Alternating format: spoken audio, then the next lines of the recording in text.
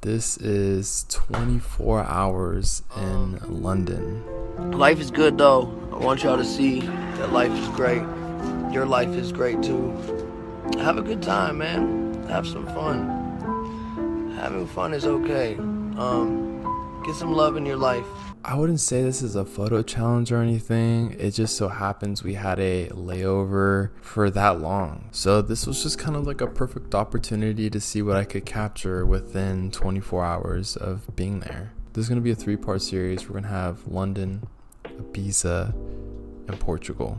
Let's go ahead and talk about what we noticed in these 24 hours. And within this whole trip, I brought about 5 rolls. I shot with cinestill 800 and I actually didn't shoot too much at night, so this was a good experiment to try nighttime and daytime photography with an 800 film. So from the airport to our hotel, this is kind of where I started to load my film, and I just noticed the outside window of our hotel just looking kind of pristine, looking nice, super green. Especially in a city where, you don't get to see too much nature. And one thing I was super excited to capture, which I didn't see too many of, were the phone booths. I got this one shot of a phone booth where these 2 ladies were just having a smoke break nearby, and I thought it was just something nice. And one thing I'm super fascinated by is the architecture and the cars, especially in Europe.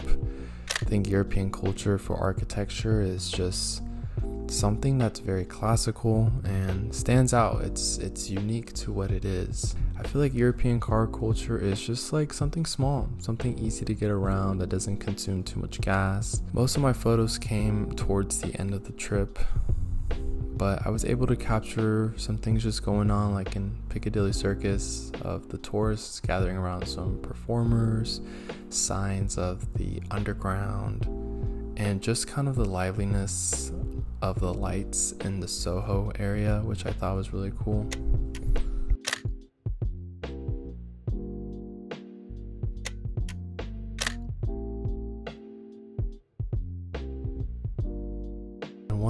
One thing that kind of stood out to me that I noticed was just this restaurant closing down. It had all these nice lantern lights, and they were just kind of closing up inside, cleaning up. So I just thought capturing the inside and the outside of just like an empty restaurant was pretty cool.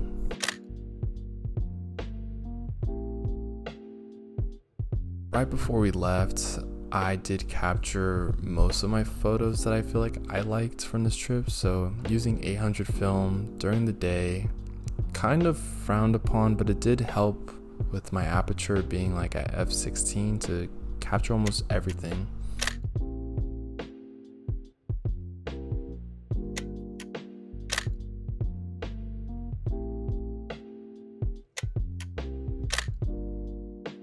Lastly, I will say my favorite photo was of the London Eye that I took here. I think something about this tourist attraction, this piece of architecture, it's really cool. I think from this angle, a lot of people don't really realize like you can get a really good photo.